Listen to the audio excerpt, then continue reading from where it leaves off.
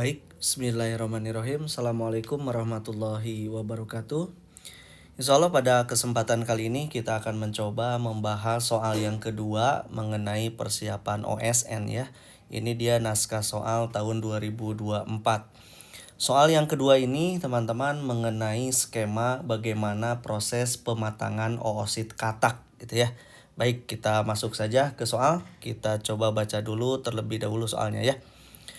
Aktivasi atau pematangan oosit katak ditandai melalui modul pensinyalan MAP kinase. Peningkatan hormon progesteron memicu modul ini dengan merangsang penerjemahan mRNA MOS. Protein MOS kemudian memulai cascade fosforilasi sehingga berujung pada aktivasi oosit. Pematangan mudah dinilai katanya secara visual dengan adanya bintik putih di tengah-tengah, khususnya di permukaan oosit yang berwarna coklat. Katanya seperti itu ya. Baik, kita jelaskan terlebih dahulu teman-teman konsepnya mengenai bagaimana skema pematangan dari oosit katak khusus pada gambar di soal ini ya. Bisa perhatikan. Nah, gambar ini dia menunjukkan bagaimana oosit katak dia mengalami pematangan gitu ya. Nah, pematangannya ini dia dipicu oleh suatu hormon yang disebut sebagai progesteron. Nah, melalui jalur penyinalan MAP kinase tentunya gitu ya. Jadi proses pematangannya itu memang dipicu oleh progesteron sesuai dengan soal gitu kan ya. Melalui apa? Melalui jalur pensinyalan MAP kinase. Nah, bagaimana tahapannya? Tahapan pentingnya seperti ini teman-teman, kita jelaskan ya sesuai gambar yang ada di soal ini. Yang pertama perlu diingat bahwa pada proses yang pertama ini terjadi stimulasi yang dipengaruhi oleh progesteron. Nah, perlu diketahui bahwa progesteron ini dia merupakan hormon yang merangsang pematangan oosit. Itu yang jadi intinya gitu ya. Nah, hormon ini teman-teman dia akan bekerja dengan meningkatkan penerjemahan mRNA MOS menjadi protein MOS. Nah, itu tahapannya di mana? Distimulasi oleh progesteron gitu ya. Jadi gambar pertama tentang bagaimana progesteron ini dia bekerja meningkatkan penerjemahan mRNA MOS menjadi protein MOS gitu ya. Itu yang pertama. Nah, yang kedua teman-teman, terjadi proses yang disebut sebagai sintesis dan aktivasi MOS. Nah, kita jelaskan nih gambar yang hijau ini gitu ya. Nah, mRNA MOS yang sudah ada di dalam sitoplasma dia akan diterjemahkan menjadi protein MOS. Nah, ini dia ditandai dengan lingkaran warna hijau ini gitu ya. Nah, MOS dia merupakan protein kinase gitu ya. Ingat-ingat sama kalian bahwa MOS ini adalah protein kinase yang dapat melakukan fosforilasi gitu ya, khususnya pada target lain. Nah, itu yang perlu diketahuinya gitu ya. Nah, yang ketiga teman-teman, di gambar yang ketiga adanya aktivasi MEK1 gitu ya, atau MEK1 ini. Nah, di sini terjadi apa?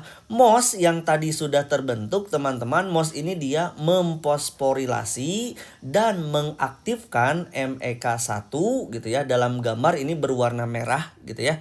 Nah, MEK1 ini dia merupakan bagian dari jalur pensinyalan MAP kinase gitu ya. Nah, lebih spesifiknya disebut sebagai MAP-KK atau dikenal dengan nama MAP kinase. Ingat-ingat gitu ya. Jadi saya ulangi bahwa MEK1 dia merupakan bagian dari jalur pensinyalan MAP kinase. Jadi lebih spesifiknya dia dikenal atau disebut sebagai MAP-KK atau dikenal dengan nama MAP kinase gitu ya. Nah, terjadilah aktivasi yang keempat. Aktivasi yang keempat itu yaitu tentang aktivasi MAP kinase. MEK1 teman-teman atau MEK1 yang sudah aktif tadi, kemudian dia akan memfosforilasi MAP kinase. Kebetulan dalam gambar ini dia berwarna biru gitu ya. Nah, MAP kinase atau disingkat dengan MAPK gitu ya. Ini dia akan mengatur berbagai proses di dalam oosit, termasuk proses pematangan. Gitu ya, seperti itu.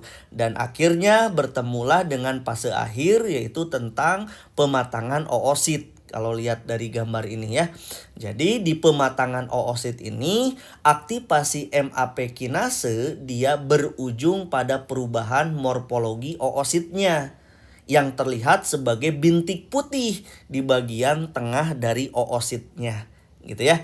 Jadi oosit yang matang siap untuk fertilisasi. Jadi terlihat munculnya bintik putih di bagian tengah oosit, artinya oosit yang matang ini siap untuk melakukan fertilisasi. Begitu ya, itu dia cerita dari gambar ini. Yuk coba kita jawab pertanyaannya sekarang. Menjawab pertanyaannya itu, tentukan apakah pernyataan berikut benar atau salah. Baik, yang pertama kita bacakan dulu yang A ya. MOS merupakan MAP kinase katanya, atau MAP K-nya 3 kali gitu ya. Dan MEK1 merupakan MAP kinase atau MAP KK pada oosit katak. Nah, pernyataan ini benar atau salah? Tadi sudah saya singgung bahwa jalur MAP kinase teman-teman itu dia terdiri dari 3 tingkatan enzim. Yang pertama ada yang disebut sebagai MAP K-nya 3 kali, jadi MAP K atau kepanjangan dari MAP kinase.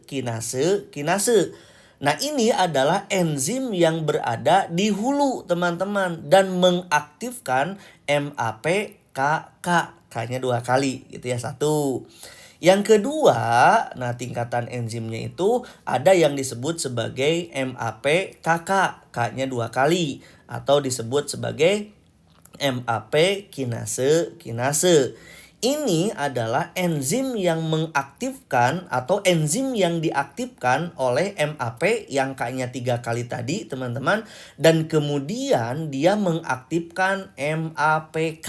Ini K-nya 1 kali gitu ya. Seperti itu.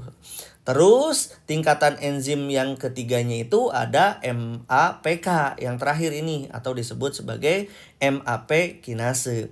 Nah, ini adalah enzim terakhir dalam jalur ini yang akan mempengaruhi respon seluler. Begitu ya. Nah, berikutnya bahwa MOS adalah MAP K-nya 3 kali. Jadi MOS itu dia MAP K3 gitu ya, K-nya 3 kali. Yang berperan dalam memfosforilasi MEK1 atau MEK1. Tadi sudah dibahas ya. Nah, kemudian MEK1 ini teman-teman dia adalah MAP KK gitu ya, yang memfosforilasi MAP kinase.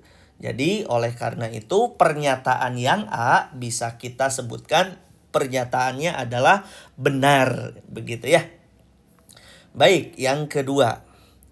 Yang B itu katanya reseptor hormon progesteron pada oosit katak merupakan reseptor intraseluler. Baik, kita bahas. Nah, perlu diketahui sama kalian bahwa hormon progesteron ini dia merupakan hormon steroid gitu ya. Nah, dikarenakan dia hormon steroid, maka dia memiliki sifat hidrofobik gitu ya. Nah, ketika dia memiliki sifat hidrofobik, selain itu progesteron juga dia bisa menembus membran sel tanpa memerlukan reseptor di permukaannya. Itu yang kerennya progesteron gitu ya. Nah, karena dia dapat masuk ke dalam sel, teman-teman, progesteron ini dia akan berikatan dengan reseptor intraseluler yang biasanya berlokasi di sitoplasma atau berlokasi di nukleus gitu ya. Nah, setelah berikatan dengan reseptornya, progesteron ini dia akan mengaktifkan jalur sinyal yang meningkatkan penerjemahan mRNA MOS menjadi protein MOS. Itu yang terpentingnya gitu ya.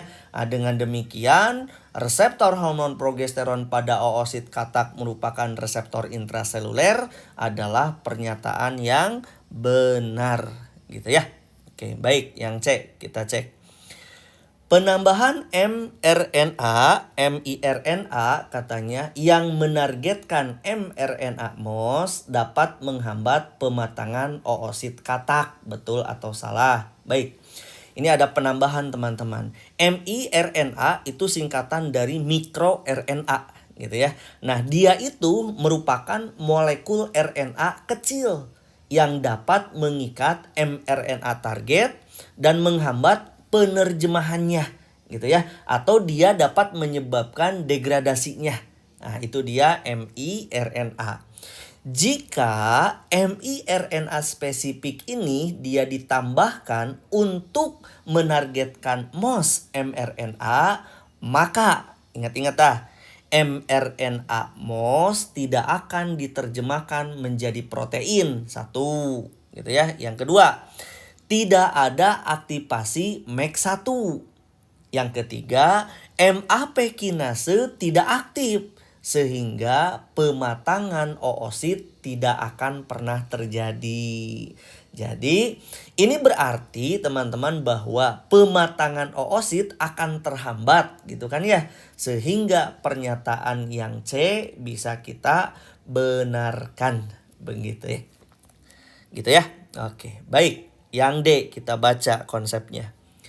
MAP kinase yang terfosforilasi dapat menjadi marka molekuler untuk aktivasi oosit katak. Katanya seperti itu pernyataannya. Oke, kita akan bahas.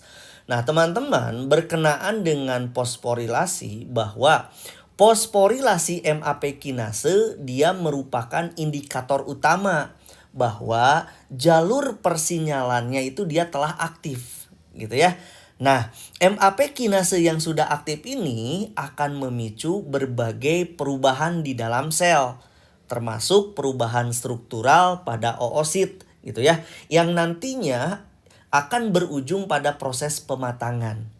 Nah, di dalam penelitian teman-teman bahwa keberadaan MAP kinase ini khususnya yang terfosforilasi bisa digunakan sebagai penanda molekuler. Untuk apa? Untuk melihat apakah oosit sedang dalam proses pematangan atau tidak. Nah, begitu ya. Jadi, pernyataan MAP kinase yang terfosforilasi dapat menjadi marka molekul untuk aktivasi oosit katak. Itu dia pernyataannya benar gitu ya. Jadi, A sampai D pada soal nomor 2 itu bisa kita nyatakan semuanya benar. Begitu ya. Nah, ini adalah pembahasan soal yang kedua untuk naskah soal di 2024 teman-teman. Mudah-mudahan bermanfaat ya. Nanti kita akan bahas soal yang nomor 3-nya. Itu saja yang bisa disampaikan. Mudah-mudahan bermanfaat. Terima kasih. Assalamualaikum warahmatullahi wabarakatuh.